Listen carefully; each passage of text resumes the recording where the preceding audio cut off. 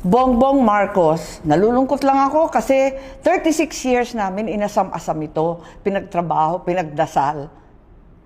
Nasayang eh. Martin Romualdez, abay pwedeng sabihin na iinis ako. Nagagalit ako, hindi lang simpleng inis, naggagalaiti pa. Lisa Marcos, hindi ko naman kamag-anak yan, hindi ko naman ka-ano-ano.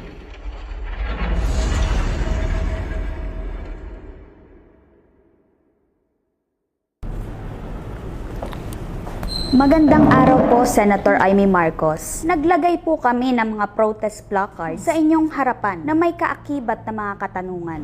Unang tanong, may 3 rally bukas. Saan po kayo pupunta at bakit?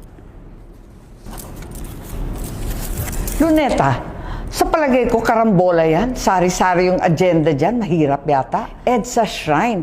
Naku, maliwanag naman kung sino-sino nariyan. Hindi ako welcome. Eto, Camp Aguinaldo. Naku, mas maigi dyan na lang kaya magkumpune kasama ng mga dating sundalo. Meron pong 4 na opisina. Ano po ang maigsing mensahe nyo sa bawat opisina na ito? Malacanang.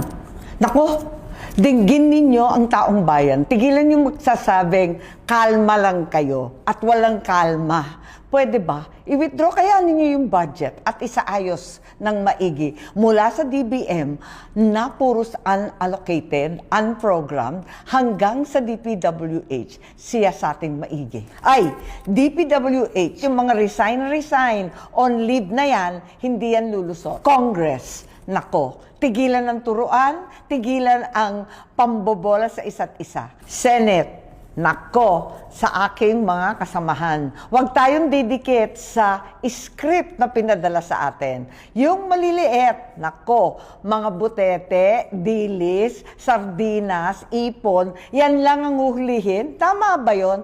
Tigilan na ang small fry. Big fish ang hulihin. Meron pong 4 na placards ng mga kamag-anak nyo. Kanino po kayo pinaka-naiinis? Ano nga bang nandito? Sandro Marcos. Nanghihinayang ako, kabata-bata na, damay dito sa gulo. Bongbong Marcos, nalulungkot lang ako kasi 36 years namin inasam-asam ito, pinagtrabaho, pinagdasal. Nasayang eh. Martin Romualdez, abay pwedeng sabihin na iinis ako. Nagagalit ako, hindi lang simpleng inis, naggagalaiti pa. Lisa Marcos, hindi ko naman kamag-anak yan, hindi ko naman ka-ano-ano.